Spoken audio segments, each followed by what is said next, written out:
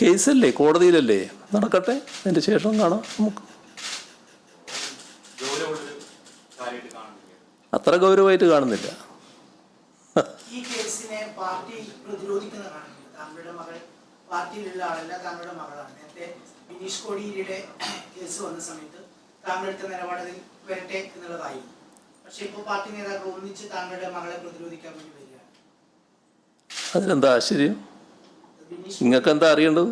ബിനീഷ് കോടിയേരിക്കും താങ്കളുടെ മകൾക്കും രണ്ട് നീതിയാണോ എന്നുള്ളതാണ് ആ സംശയം നിങ്ങൾക്കുണ്ടല്ലേ? ആ, അതിൽ ബിനീഷിൻ്റെ കാര്യത്തിൽ കോടിയേരി ബാലകൃഷ്ണനെ പറ്റി പരാമർശം ഉണ്ടായിരുന്നില്ല. ഇതിൽ എൻ്റെ മകളെന്ന് പറഞ്ഞുകൊണ്ടാണ് തുടങ്ങിയത്. അതുതന്നെയാണ് പ്രശ്നം. ലക്ഷ്യം എന്താണെന്ന് പാർട്ടി കൃത്യമായി തിരിച്ചറിഞ്ഞിട്ടുണ്ട്. അതിൻ്റെ മറ്റു കൂടുതൽ കാര്യങ്ങളിലേക്ക് ഞാനിപ്പോൾ പോകുന്നില്ല കേട്ടോ. ഞാൻ പറഞ്ഞല്ലോ, കൂടുതൽ കാര്യങ്ങൾ കോടതിയിലല്ലേ, അതിരിക്കട്ടെ, നമുക്ക് നോക്കാം.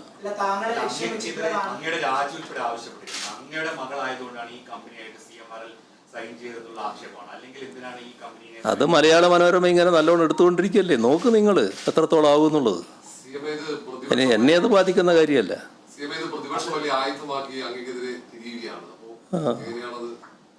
അതല്ലേ ഞാൻ പറഞ്ഞത്.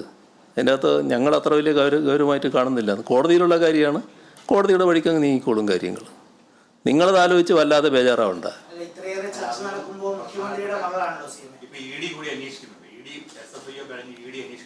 അതല്ലേ നിങ്ങൾക്ക് വേണ്ടത്, നിങ്ങളതല്ലേ ആഗ്രഹിക്കുന്നത്. നിങ്ങളെന്ന് വെച്ചാൽ മലയാള മനോരമ അതല്ലേ ആഗ്രഹിക്കുന്നത്, അതാണല്ലോ ഉദ്ദേശിക്കുന്നത്. നടക്കട്ടെ, നിങ്ങളെ ആഗ്രഹം എത്രത്തോളം എത്തും നോക്കാം നമുക്ക്. ഇല്ല എന്നാ ഞാൻ പറഞ്ഞത്. അത് കോടതിയിലുള്ള കാര്യമാണ്. ഞാനിപ്പോൾ ഒരു വിശദീകരണത്തിനും പോകുന്നില്ല.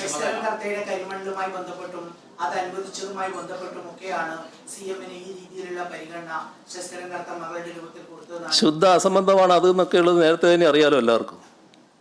ഏതെങ്കിലും തെളിവുണ്ടോ അത്തരം കാര്യങ്ങൾക്ക്? നിങ്ങൾ എന്തെങ്കിലും അസംബന്ധം പറയാൻ വേണ്ടി പത്രസമ്മേളനം ഉപയോഗിക്കരുത് കേട്ടോ. ഞാൻ പറഞ്ഞ ഒട്ടേറെ കാര്യങ്ങളുണ്ട്, ഈ നാടിനെ ബാധിക്കുന്ന ഒട്ടേറെ കാര്യങ്ങളാണ്. അതിനെപ്പറ്റി യാതൊന്നും നിങ്ങൾക്ക് പറയാനില്ല. നിങ്ങൾക്കിപ്പം എൻ്റെ രാജി വരുമെന്നാണ് നോക്കിയിട്ടുണ്ട്. അതിങ്ങനെ മോഹിച്ച് നിൽക്ക്. അത്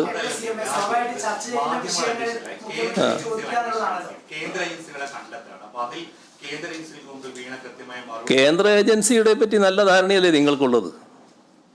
ആ ധാരണയും വെച്ച് നടക്കുന്നതാണ് ഞാൻ പറയുന്നത്. അത് കോടതിയിലുണ്ട്, കോടതിയിൽ കാര്യങ്ങൾ നടക്കട്ടെ.